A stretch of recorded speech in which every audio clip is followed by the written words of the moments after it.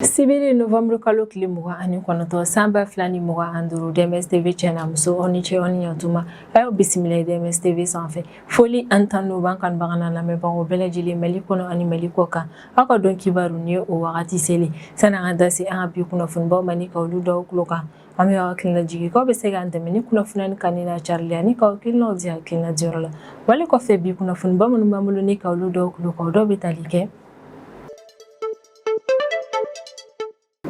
ko n'a fɔra ko Mali jamana yɛrɛ kɔni kɔnɔna na ko Mali dugu jukɔrɔla yɛrɛ kɔnɔna ko nafamafɛn caman yɛrɛ kɔni bɛ yen nɔ maa caman yɛrɛ kɔni tɛ da la a yɛrɛ la k'a fɔ ko Asongo cercle kɔnɔna na ni nin yɔrɔ kofɔlen bɛ Gao région yɛrɛ kɔni kɔnɔna na ko localité dɔ yɛrɛ kɔni bɛ yen nɔ ko bɔ taara kɛ sanu yɛrɛ de kɔni kan nin yɔrɔ kofɔlen na o wale yɛrɛ kɔni kɛra sababu n'an bɛ wagati min na i n'a fɔ ko bi Asongo cercle autorités yɛrɛ kɔni a interdit mɔgɔw bɛɛ lajɛlen na k'u kana na se nin yɔrɔ kofɔlen na kuma tɛ k'a fɔ k'u bɛ taa ɲɔgɔn dalajɛ yɛrɛ kɔni kɛ yen nɔ ka d'a kan yɔrɔ yɛrɛ kɔni na bila fɛɛrɛ bɛna latigɛ don n'a nataw yɛrɛ kɔni na sanu ka se ka bɔ ni k'a nafa se jamana kɔnɔdenw bɛɛ lajɛlen ma.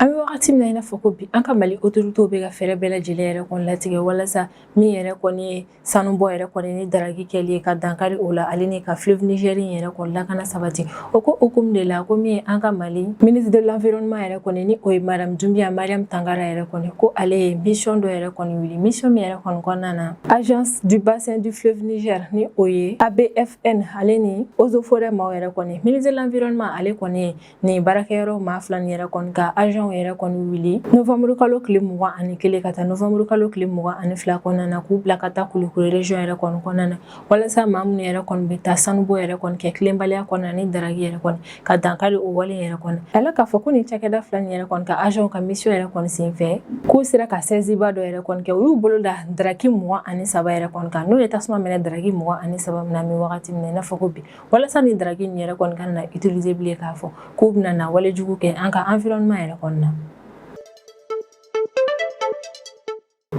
Fa bɛɛ lajɛlen b'a kalama cogo min coup d'état yɛrɛ kɔni kun kɛra Guinée Bissau jamana yɛrɛ kɔni kɔnɔna na o coup d'état yɛrɛ kɔni kɔfɛ ni yɛrɛ kɔni ye jamana finitigilaka dɔw ye olu ka jɛkulu yɛrɛ kɔni sigi sen kan o y'o jɛkulu min yɛrɛ kɔni sigi sen kan a yɛlɛ k'a fɔ k'o jɛkulu yɛrɛ kɔni ɲɛmɔgɔlen don Guinée Bissau yɛrɛ kɔni ka armée de terre chef d'état major yɛrɛ de kɔni fɛ ko hukumu de la alamisa don novembre kalo tile 27 san 2025 général Hortan Tam ale kɔni ka investiture yɛrɛ kɔni kɛra Guinée Bissau jamana kɔnɔna na ni ka kɛ Guinée Bissau furancɛ fanga ɲɛmaa yɛrɛ kɔni san kelen kuntagala kɔnɔna na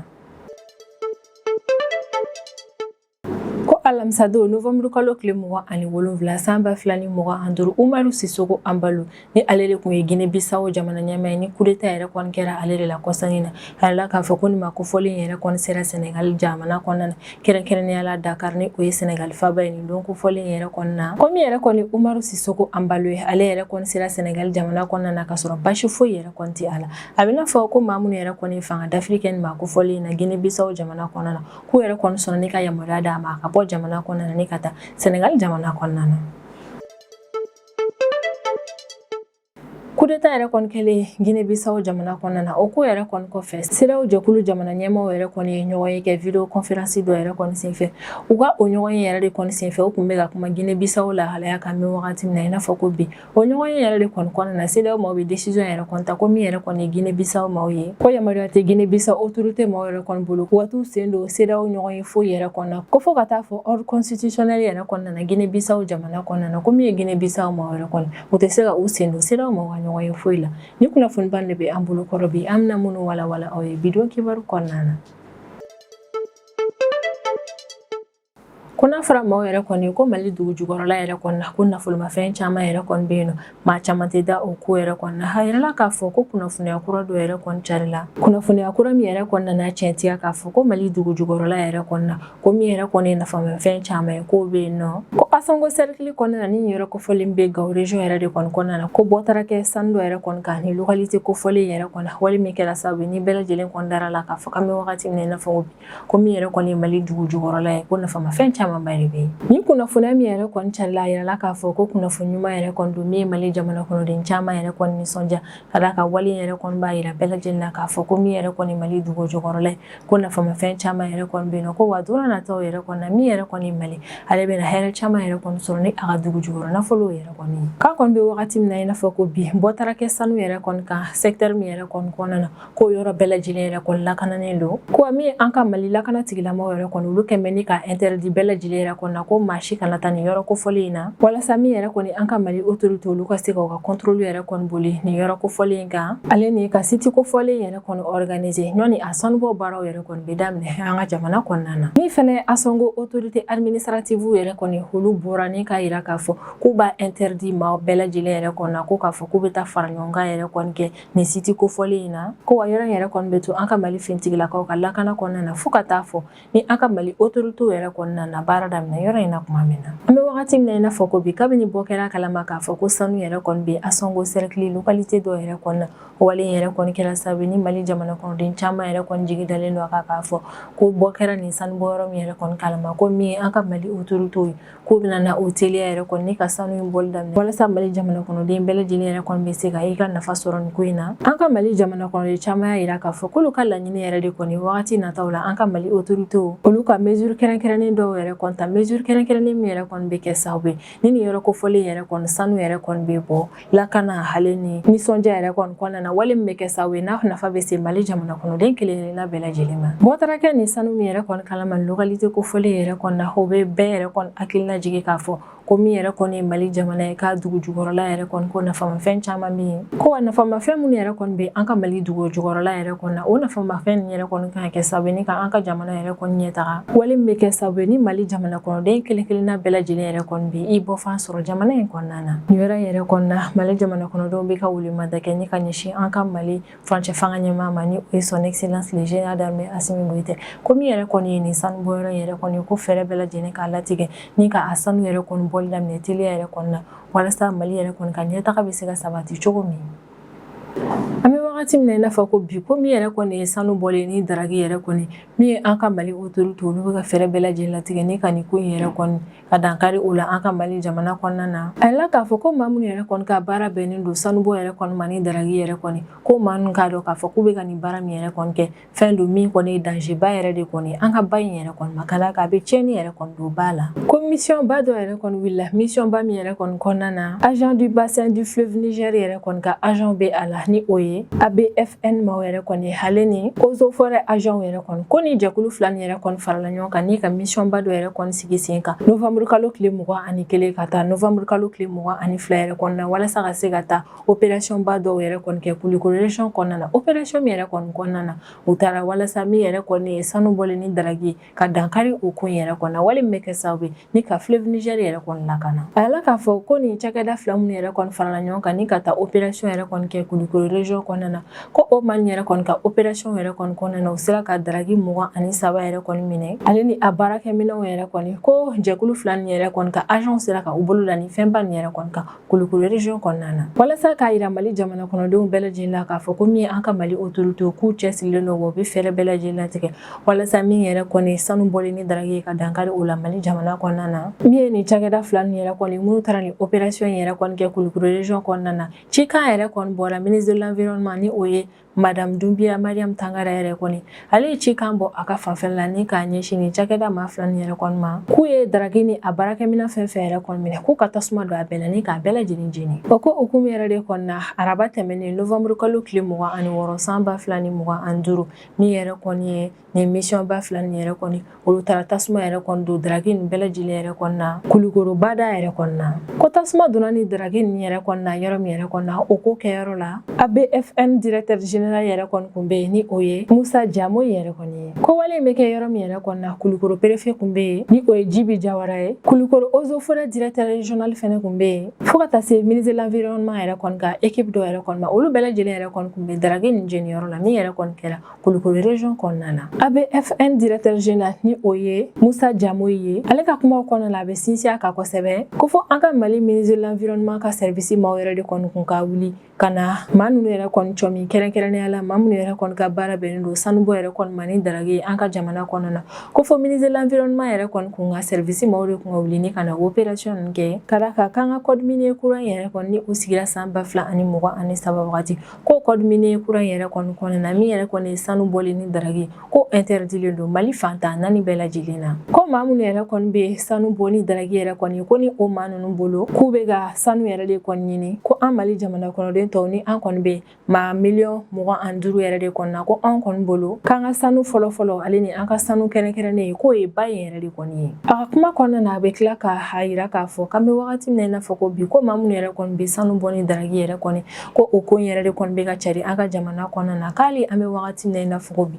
ko wale in bɛ ka kɛ kangaba localité fɛnɛ na Kulikoro gouverneur ni o ye colonel Lamine Kapori Sanogo ye ale bɛ ministre de l'environnement yɛrɛ kɔni fo kosɛbɛ a ka nin baara in yɛrɛ kɔnɔna ale ka région kɔnɔna na wa a bɛ tila ka layidu yɛrɛ kɔni ta k'a bɛ fɛɛrɛ bɛɛ lajɛlen yɛrɛ kɔni latigɛ min yɛrɛ kɔni sanu bɔli ni daragi ye ale ka région kɔnɔna na ka dankari o ko in na teliya la Kulikoro gouverneur kɔni ka kɔrɔfɔ yɛrɛ kɔni na k'an bɛ wagati min na i n'a fɔ ko bi ko kɔni bɛna ko yɛrɛ de kɔni kɛ tantɔ ni maa yɛrɛ kɔni ka daragi yɛrɛ kɔni minɛna nin ko in yɛrɛ kɔnɔ na ko tasuma de bɛ don a la ko kabini san 2023 wagati Kulikoro région yɛrɛ kɔni kɔnɔna na olu ye mesure kura dɔw yɛrɛ kɔni ta ko mesure ni yɛrɛ kɔni kɔnɔna na min yɛrɛ kɔni ye daragi dilannen olu y'o interdit ko min yɛrɛ kɔni ye daragi circulelen ye Kulikoro région yɛrɛ kɔni kɔnɔna na k'olu y'o bɛɛ lajɛlen yɛrɛ kɔni interdit an bɛ wagati min na i n'a fɔ ko bi wa o mesure ni yɛrɛ kɔni tara kabini san 2023 de k'u tɛ kangarida kɛ bilen ni ka ɲɛsin maa si ma k'an kɔni bɛ wagati min na i n'a fɔ ko bi tɛgɛ kɔni mana da maa o maa yɛrɛ kɔni ka k'e ka baara de ye sanu bɔli yɛrɛ kɔni ni daragi yɛrɛ kɔni ko sariya yɛrɛ kɔni bɛ boli ka ni gɛlɛya yɛrɛ kɔni mesure minnu yɛrɛ kɔni kan ka ta ni ka ɲɛsin i ma yɛrɛ kɔni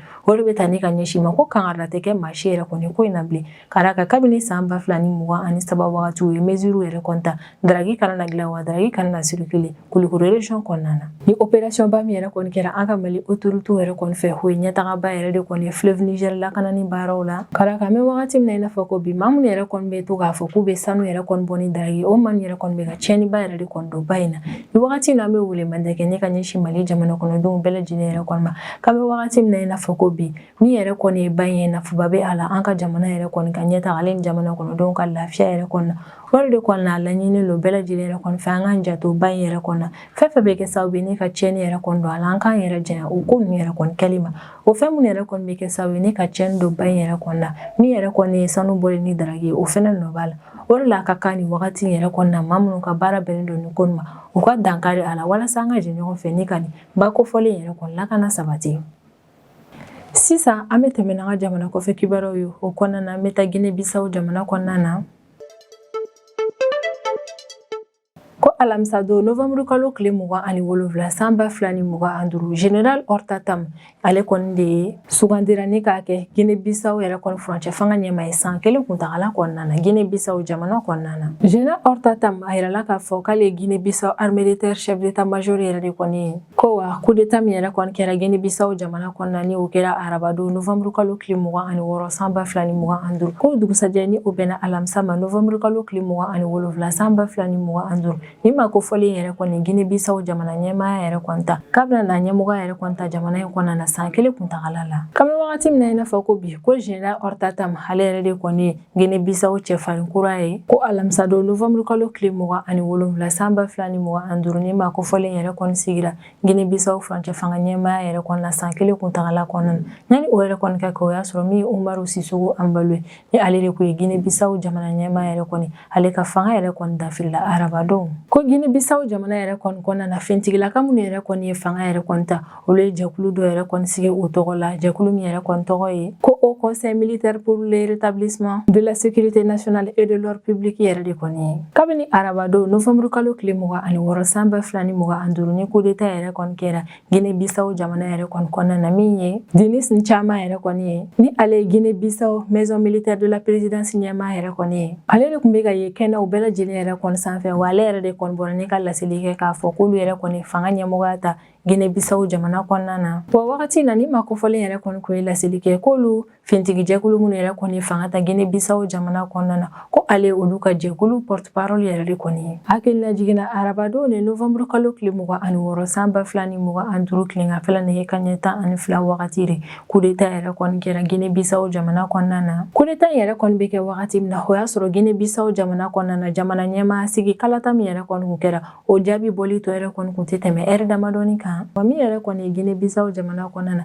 jamana ɲɛmaa sigi kalata yɛrɛ kɔni kɛra kari tɛmɛnen de novembre kalo tile 23 san 2025. Finitigilaka minnu yɛrɛ kɔni ye coup d'état kɛ Guinée Bissau jamana kɔnɔna na o ka coup d'état yɛrɛ kɔni kɔfɛ min ye Umaru Sisoko Embalo ni ale kun ye Guinée Bissau jamana ɲɛmaa u ye ale minɛ. Guinée Bissau chef d'état-major général des armées fo ka taa se Guinée Bissau ministre de l'intérieur yɛrɛ kɔni ma yirala k'a fɔ ko finitigi jɛkulu ni yɛrɛ kɔni ni maa ninnu bɛɛ lajɛlen minɛ Umaru Sisoko Embalo yɛrɛ kɔni fɛ. Coup d'état yɛrɛ kɔni kɔfɛ finitigilaka jɛkulu minnu yɛrɛ kɔni ye coup d'état kɛ Guinée Bissau jamana kɔnɔna na ni o ɲɛmɔgɔ yɛrɛ kɔni bɛ général caman yɛrɛ de kɔni bolo ale kun y'a yira k'a fɔ k'olu ye nin coup d'état yɛrɛ kɔni kɛ ka d'a kan ko Guinée Bissau service de renseignement maaw bɔra kalama k'a fɔ ko planba dɔ yɛrɛ kɔni kun bɛ sen na min kun kɛ kun de walasa ka na ni basigibali ye Guinée Bissau jamana kɔnɔna na. Ko a ko plan min yɛrɛ kɔni kun bɛna kɛ sababu ye ni ka na ni basigibali ye Guinée Bissau jamana yɛrɛ kɔni kɔnɔna na ko min yɛrɛ kɔni Guinée Bissau politikimaw ye ko caman kun ye complice ya ko in na ale ni dorogo ko ɲɛmaabaw yɛrɛ kɔni k'olu yɛrɛ kɔni kun ye complice ye nin plan yɛrɛ kɔnɔna min kun bɛna kɛ sababu ye ka na ni basigibaliyaba de ye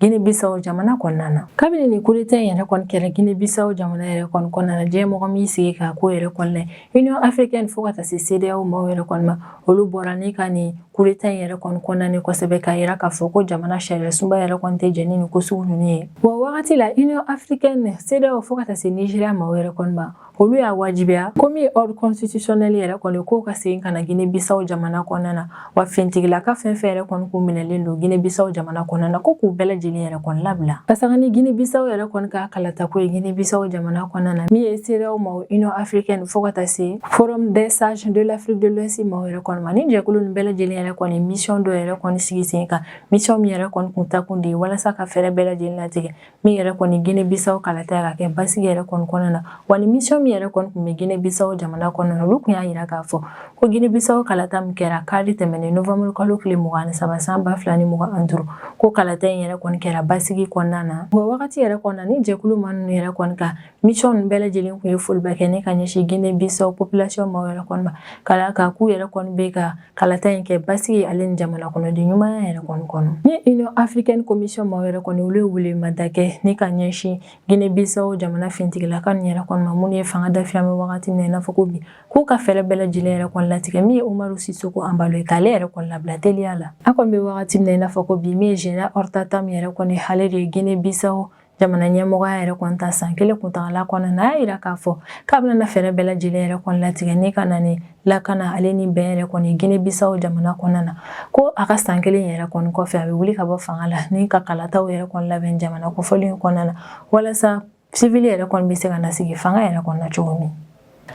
Alamisa don novembre kalo tile 27 san 2025 Umaru Sisoko Embalo ni ale ye Guinée Bissau jamana ɲɛmaa kɔrɔ an bɛ wagati min na i n'a fɔ ko bi ni coup d'état kɛra ale yɛrɛ de kɔnɔna arabadon novembre kalo tile 26 san 2025 a yirala k'a fɔ ko alamisa don ni ma kofɔli yɛrɛ kɔni ɲuman sera Sénégal jamana kɔnɔna na. Sénégal ka ministre des affaires étrangères yɛrɛ kɔni ka kɔrɔfɔ la ko kabini coup d'état yɛrɛ kɔni kɛra Guinée Bissau jamana kɔnɔna na k'olu Sénégal autorité maaw yɛrɛ kɔni ni o ɲɛmɔgɔle yɛrɛ kɔni don Sénégal jamana ɲɛmaa fɛ ni o ye Bassirou Diomaye Faye ye ko kumaɲɔgɔnya yɛrɛ kɔni kun bɛ ka tɛmɛ olu ni Guinée Bissau autorité maaw ni ɲɔgɔn cɛ la kɛrɛnkɛrɛnnenya la coup d'état nin yɛrɛ kɔni kɛbagaw yɛrɛ kɔni fɛ Guinée Bissau jamana kɔnɔna na ko kabini coup d'état yɛrɛ kɔni kɛra ko kumaɲɔgɔnya bɛ ka tɛmɛ Sénégal autorité ni nin ma ni ɲɔgɔn cɛ la ko kumaɲɔgɔnya min yɛrɛ kɔni kun bɛ ka tɛmɛ Sénégal autorité maaw ni Guinée Bissau maaw yɛrɛ kɔni ɲɔgɔn cɛ la ko kumaɲɔgɔnya yɛrɛ kɔni kun bɛ ka boli fɛɛrɛlatigɛ yɛrɛ de kɔni kan walasa min ye Umaru Sisoko Embalo ye ni ale de ka fanga dafirila Guinée Bissau jamana kɔnɔna na ka fɛɛrɛlatigɛ ni ka ale labila ale ni a kɛrɛfɛmɔgɔ dɔw yɛrɛ kɔni ko ka fɛɛrɛlatigɛ ni ka u labila k'u ka kumaɲɔgɔnya nin yɛrɛ kɔni kun kɔnɔna na o kun bɛ ka kuma ni ko ninnu de la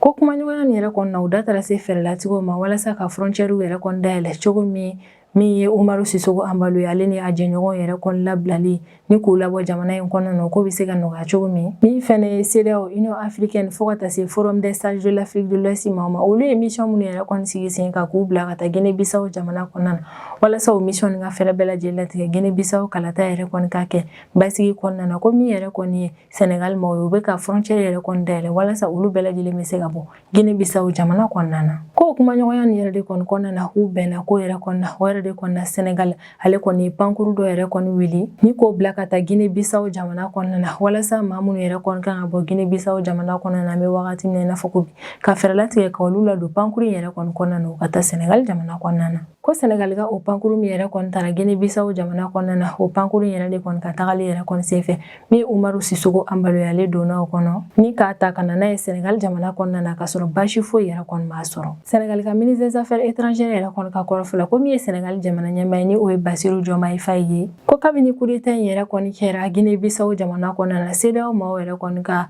ɲɛmaaw yɛrɛ kɔni ye ɲɔgɔn ye min yɛrɛ kɔni kɛ video conférence yɛrɛ kɔni senfɛ ko Sénégal jamana ɲɛmaa sen donna o ɲɔgɔn ye in na wa o ɲɔgɔn ye yɛrɛ kɔni senfɛ u nana walasa ka se ka kuma Guinée-Bissau jamana lahalaya de la an bɛ wagati min na i n'a fɔ ko bi. Ko video conférence min yɛrɛ kɔni kɛra CEDEAO ɲɛmaaw yɛrɛ kɔni ni ɲɔgɔn cɛ la o video conférence in yɛrɛ kɔni senfɛ CEDEAO maaw olu kɔni ye ni coup d'état in yɛrɛ kɔni condamné kosɛbɛ min kɛra Guinée-Bissau jamana kɔnɔna na. CEDEAO maaw yɛrɛ kɔni bɛ a wajibiya ko min yɛrɛ kɔni hors constitutionnel yɛrɛ kɔni ko ka segin ko kura ye ne ka na Guinée-Bissau jamana kɔnɔna na ko min fɛnɛ ye Umaru Sissoco Embaló ni a jɛɲɔgɔn tɔw ye minnu fɛnɛ minɛlen yɛrɛ kɔni don ko min yɛrɛ kɔni ye fintigilakaw ye minnu ye coup d'état kɛ Guinée-Bissau jamana kɔnɔna na CEDEAO maaw b'a wajibiya ninnu yɛrɛ kɔni kan ko ka Umaru Sissoco Embaló ni a jɛɲɔgɔnw yɛrɛ kɔni labila teliya yɛrɛ kɔnɔna an bɛ wagati min na i n'a fɔ ko bi. Ko fo ka taa fɔ hors constitutionnel yɛrɛ kɔnɔna na Guinée-Bissau jamana kɔnɔna na min ye Guinée-Bissau autorité maaw u tɛ se ka u sen don CEDEAO maaw ka ɲɔgɔn ye foyi yɛrɛ kɔnɔna. An kɔni bɛ wagati min na i n'a fɔ ko bi hayɛla k'a fɔ ko Umaru Sissoco Embaló ale kɔni ɲuman sera Sénégal jamana kɔnɔna na k'a sɔrɔ baasi foyi yɛrɛ kɔni tɛ a la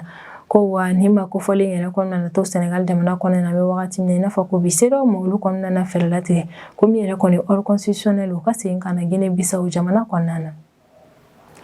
Ni ne bɛ dansigi an bidon kibaru la an b'an kanubaga n'a lamɛnbagaw bɛɛ lajɛlen fo Mali kɔnɔ ani Mali kɔ kan an bɛ aw hakilina jigin k'aw bɛ se k'an dɛmɛ ni kunnafoniya ni kan ni na carili ani k'aw hakilinaw di hakilina diyɔrɔ la wale kɔfɛ an b'a fɔ ɲɛna ko aw k'an bɛn a ɲɔgɔnna wɛrɛ ma.